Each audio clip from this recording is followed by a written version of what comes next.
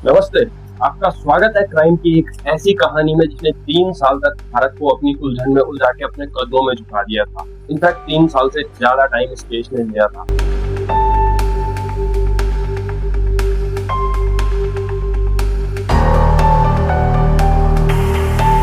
ये कहानी एक ऐसे निर्भक्ति सीरियल किलर की है जिसने 3 साल तक एक ही गांव से 19 विक्टिम बच्चों को बेरहम मौत की नींद सुला दिया था।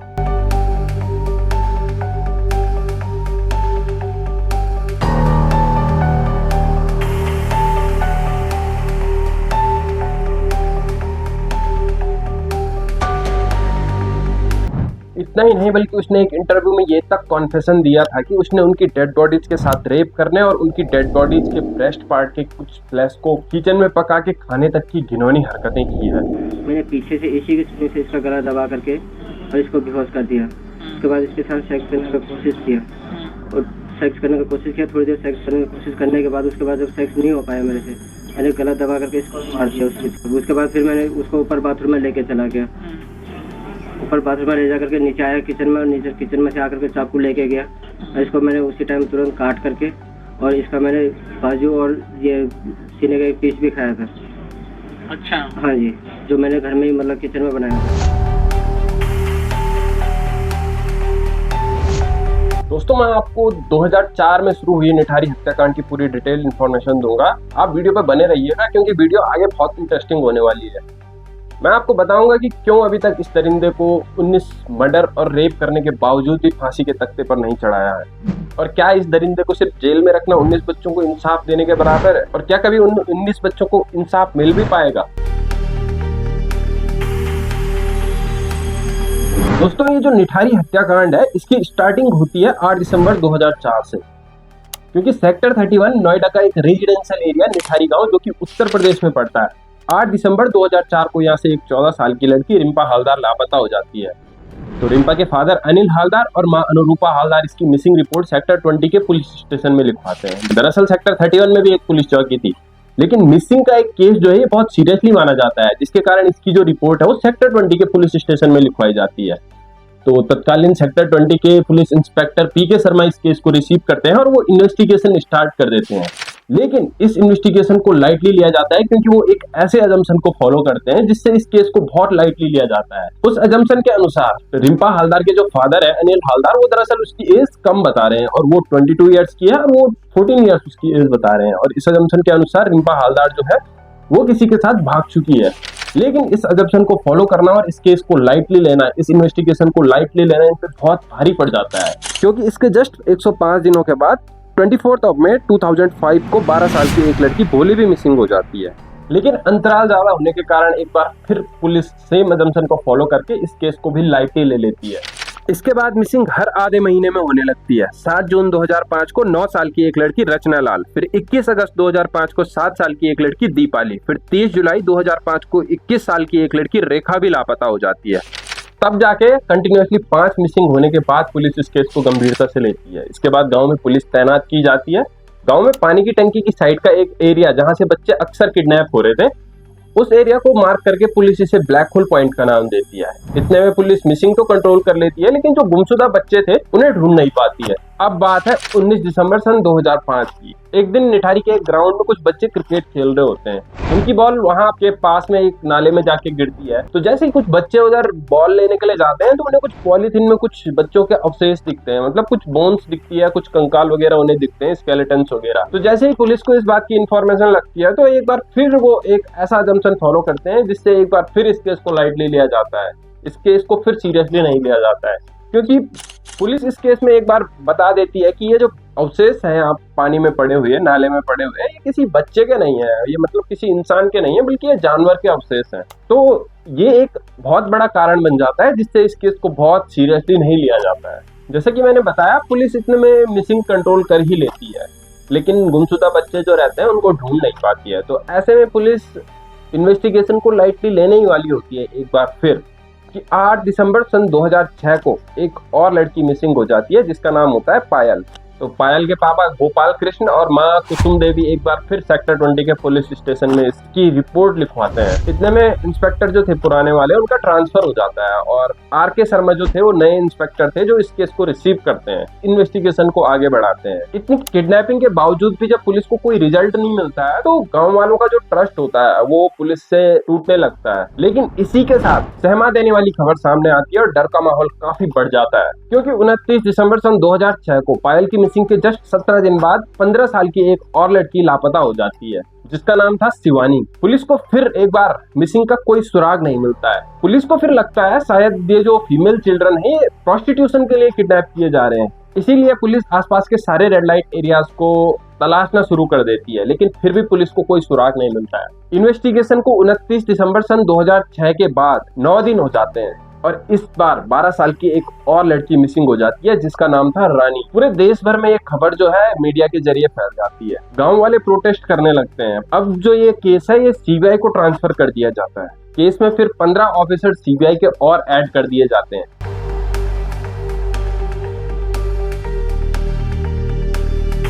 पुलिस और सीबीआई के ऊपर काफी दबाव बन जाता है। वो गांव के फिर टर्मिनल्स जो है उनको मार्क करने लगते हैं। इन्वेस्टिगेशन डिपार्टमेंट को एक और झटका लग जाता है जब ठीक 2 दिन बाद 26 जनवरी सन 2007 को 7 साल की एक और बच्ची मिसिंग हो जाती है जिसका नाम था आरती। फिर एक और झटका लगता है जब ठीक 4 दिन बाद 30 जनवरी सन 2007 को एक और बच्ची मिसिंग हो जाती है। फिर सवाल उठता है कि ये पुलिस और सीबीआई आखिर कर क्या रही है, क्योंकि इतनी इन्वेस्टिगेशन करने के बाद, इतनी खबर फैलने के बावजूद भी मिसिंग पे तक कंट्रोल नहीं किया गया। इसके बाद पुलिस इस केस को संगीनता से इन्वेस्टिगेट करती है। पुलिस के जो टर्मिनल्स मार्क किए होते हैं उनका एक सेंट्रल पॉइंट उन्हें मिलता है जो कि एक कोठी होती है D5 जिसका ओनर था मोहिंदर सिंह पंधेर। बंगले के ओनर पंधेर को जब कॉल किया जाता है तो पता चलता है कि मिसिंग के दौरान वो यहाँ नहीं बल्कि चंडीगढ़ में था और इस टाइम भी वो चंडीगढ़ में ही था जब पुलिस उसे कॉल कर रही होती है। तो मिसिंग के दौरान जब वो चंडीगढ़ में ही था और इस टाइम भी वो चंडीगढ़ में ही, पुलिस को भी उस पर भी ज्यादा शक नहीं होता है क्योंकि उसका फोन भी ट्रेस किया जाता है और फिर जो एक्चुअली उसकी जो लोकेशन है मिसिंग के दौरान वो यहाँ की नहीं बल्कि चंडीगढ़ की आती है। दरअसल चंडीगढ़ में मोहिंदर सिंह पंधेर की फैमिली रहती थी और यहाँ जो D5 की जो कोठी थी उसमें रहता था मोहिंदर सिंह पंधेर जो कि कभी कभी वहाँ आता था, लेकिन परमानेंटली एक वहाँ पे व्यक्ति रहता था जिसका नाम था सुरेंद्र कोहली। ये एक सर्वेंट था मोहिंदर सिंह पंधेर का। क्योंकि खबर अब पूरे देश भर में फैल गई थी तो पुलिस और सीबीआई क्या करती है कि एक बार फिर नोएडा के सारे रेड लाइट एरिया में इन्वेस्टिगेशन स्टार्ट कर देती है, उनका तलाशना शुरू कर देती है। लेकिन एक बार फिर पुलिस को इसका कोई सुराग नहीं मिलता है और इसी के साथ गांव के लोगों का प्रोटेस्ट भी बढ़ने लगता है और पुलिस और सीबीआई के ऊपर राजनीतिक दबाव भी काफी बढ़ जाता है। अब इन्वेस्टिगेशन को और संगीनता से करने के लिए गांव के सारे टर्मिनल्स पे पुलिस सिविल ड्रेस में तैनात की जाती है। इसके बाद एक बार फिर मिसिंग पे कंट्रोल कर लिया जाता है, लेकिन जो लापता बच्चे थे एक बार फिर उनका कोई सुराग नहीं मिल पाता है। ऐसे में पुलिस और सीबीआई की फेलियर के चलते वहाँ नए ऑफिसर को भर्ती किया जाता है। जब मिसिंग एकदम रुकी जाती है तो पुलिस एक बार फिर इस केस को इग्नोर करने ही वाली होती है कि 7 मई 2006 को एक और मिसिंग हो जाती है। अब डेट है 7 मई 2006, दोपहर का टाइम था और 22 साल की एक लड़की पायल सेम D5 की तरफ जा रही थी जिसका ओनर था मोहिंदर सिंह पंधेर। पायल एक रिक्शे से उतरती है मोहिंदर सिंह पंधेर के गेट के सामने। उसके पास चेंज नहीं थे तो वो कहती है कि मैं अंदर से चेंज लेके आती हूँ तब जाके आपको चेंज दूंगी। लेकिन काफी टाइम जब रिक्शे वाला वेट करता है तो फिर भी पायल अंदर से बाहर नहीं आती है, मोहिंदर सिंह पंधेर के घर से बाहर नहीं आती है। कुछ टाइम बाद मोहिंदर सिंह पंधेर जब घर से बाहर निकलता है तो रिक्शे वाला बोलता है कि एक लड़की जो अंदर गई थी उसने मेरे चेंज देने थे। मोहिंदर सिंह बोलता है कि नहीं, वो जो थी यहाँ पे वो चली गई है यहाँ पे। इतने में मोहिंदर सिंह पंधेर और रिक्शे वाले की कुछ बहस करने के बाद रिक्शे वाला वहाँ से वापस आ जाता है। सेम डे को 6:30 PM पायल के पापा मोहिंदर सिंह पंधेर के घर पे आते हैं। मोहिंदर सिंह पंधेर से पूछते हैं कि क्या आपने पायल को देखा है? तो पंधेर कहता है कि मैंने नहीं देखा है उसे। तो यहाँ पे एक और मिसिंग होने की संभावना होती है क्योंकि मिसिंग तो पहले से ही हो रही थी। तो पायल के पापा एक बार फिर डर जाते हैं तो वो सेक्टर 20 के पुलिस स्टेशन में एक बार फिर इसकी रिपोर्ट लिखवाते हैं। पंधेर से फिर तत्कालीन जो इंस्पेक्टर थे विनोद पांडे वो इस केस के बारे में पंधेर से पूछताछ करते हैं। तो जैसे ही विनोद पांडे पंधेर से इस केस के बारे में पूछताछ करते हैं तो पंधेर कहता है कि पायल जो थी वो एक कॉल गर्ल थी और पायल के पापा नंदीलाल मुझसे 40,000 पर महीना लेता था। नंदीलाल इस बात को एक्सेप्ट तो कर लेता है लेकिन वो पुलिस से कहता है कि अभी मेरी बेटी को ढूंढना आपकी फर्स्ट प्रायोरिटी है। सुरेंद्र कोहली उत्तराखंड के अल्मोड़ा जनपद का एक व्यक्ति था जिसका परिवार भी अल्मोड़ा में रहता था।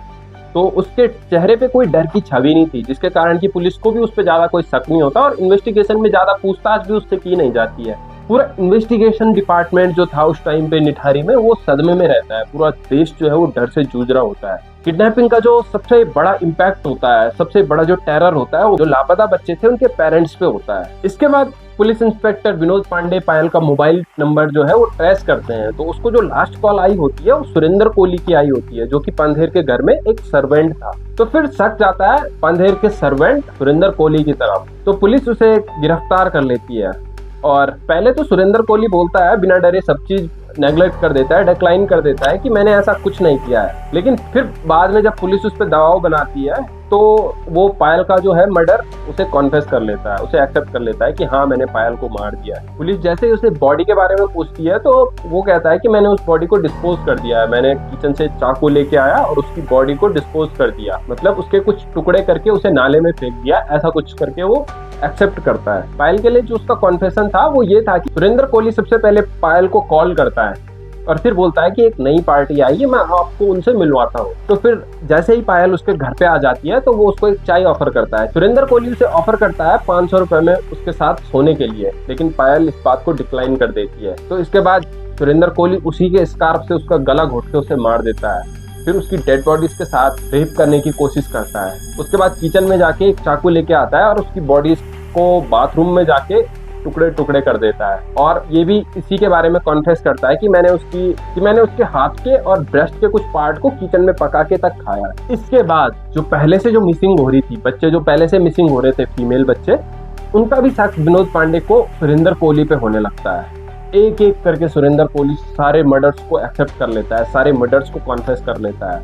2007 में कोहली और पांधेर के खिलाफ 19 टोटल मामले दर्ज किए जाते हैं। 8 फरवरी 2007 को सुरेंद्र कोहली और मोहिंदर सिंह पांधेर को 14 दिन के लिए सीबीआई कस्टडी में लिया जाता है। मई 2007 में कोहली और पांधेर दोनों आरोपी साबित होते हैं। 13 फरवरी 2009 को पांधेर और कोहली को दोनों को फांसी की सजा सुनाई जाती है। 4 सितंबर 2014 को कोहली को डासना जेल में, मेरठ की डासना जेल में फांसी के लिए ट्रांसफर कर दिया जाता है। 12 सितंबर 2014 को सुरेंद्र कोहली को फांसी की सजा दी जानी, लेकिन वकीलों के ग्रुप डेथ पेनल्टी लिटिगेशन ने फांसी दिए जाने पर पुनर्याचिका दर्ज की। 12 सितंबर 2014 को सुप्रीम कोर्ट ने 28 अक्टूबर 2014 तक सुरेंद्र कोहली की फांसी की सजा पे रोक लगा। फिर 28 जनवरी 2015 को सुरेंद्र कोहली को फांसी की जगह उम्र कैद की सजा दे दी और अब तक अक्टूबर 2023 तक वो जो सजा थी वो अब तक भी बरकरार है। 2004 में शुरू हुई इस निठारी हत्याकांड का अब तक कोई ठोस रिजल्ट नहीं निकला है। अब तक किसी क्रिमिनल को फांसी की सजा नहीं हुई, जबकि उन्होंने 19 बच्चों को मौत की नींद सुनाया है। तो दोस्तों ये था पूरा निठारी हत्याकांड, जिसके 2 राक्षस अपराधी थे, मोहिंदर सिंह पांधेर और सुरेंद्र कोहली। सुरेंद्र कोहली उत्तराखंड के अल्मोड़ा जनपद का एक व्यक्ति था जिसकी फैमिली भी अल्मोड़ा में रहती थी। वो मोहिंदर सिंह पांधेर के घर में जॉब करता था और मोहिंदर सिंह पांधेर जो था वो दरअसल चंडीगढ़ का था, उसकी फैमिली भी चंडीगढ़ में रहती थी। तो फैमिली के कारण उसका नोएडा में, निठारी में आना कम होता था। तो इसकी इन्वेस्टिगेशन से हमें ये पता चलता है कि सुरेंद्र कोहली जो था वो निठारी के पानी की टंकी के पास में खेल रहे कुछ फीमेल बच्चों को मोहिंदर सिंह पांधेर के घर में बुलाता था। उसके बाद उन्हें मार के उनकी डेड बॉडी के साथ रेप करके उनके फ्लैश को किचन में पका के खाता था, जिसके चलते कि सुरेंद्र कोहली को कन्फेशन के बाद फांसी की सजा सुनाई गई। पांधेर के साथ भी सेम सिनारियो होता है, पांधेर की तरफ से भी कॉन्फेशन आता है, लेकिन पांधेर का वकील शत्रुघ्न सिंह पुलिस पे आरोप लगाते हैं कि इन्होंने पांधेर से ब्लैंक पेपर से सिग्नेचर लिया है, जिसके चलते सबूतों की कमी के कारण 24 सितंबर 2009 को पांधेर को सीबीआई कोर्ट जो है वो बरी कर देती है। दोस्तों लोगों की ये भी मान्यता थी कि जो व्यक्ति किसी कॉल गर्ल को 40,000 रुपए पर महीना दे सकता है तो उसे क्या जरूरत पड़ सकती है ये सब कर्मकांड करने, ये सब हत्याकांड करने की क्या जरूरत उसे पड़ सकती है। फिर बाद में ये भी लोगों की मान्यता आती है कि जो व्यक्ति एक उद्योगपति, करोड़पति है, क्या वो बॉडीज को डिस्पोज करने के लिए सीधा उन्हें नाले में फेंक देगा? उसके पास कई आइडियाज हो सकते हैं बॉडीज को डिस्पोज करने के लिए, लेकिन लोगों की मान्यता को हम फॉलो नहीं करते हैं। हम फॉलो करेंगे सीबीआई को, हम फॉलो करेंगे कोर्ट को, और कोर्ट ने अभी तक किसी इंडिविजुअल को इस निठारी हत्याकांड का आरोपी साबित नहीं किया है, और अगर कर दिया है तो क्यों अभी तक उनको फांसी की सजा नहीं हुई। क्यों अभी तक 19 बच्चों को इंसाफ नहीं मिला है। दोस्तों इस वीडियो में बस इतना ही। और दोस्तों इंडिया में रेपिस्ट की क्या सजा होनी चाहिए, कमेंट करके जरूर बताइएगा। Thank you so much.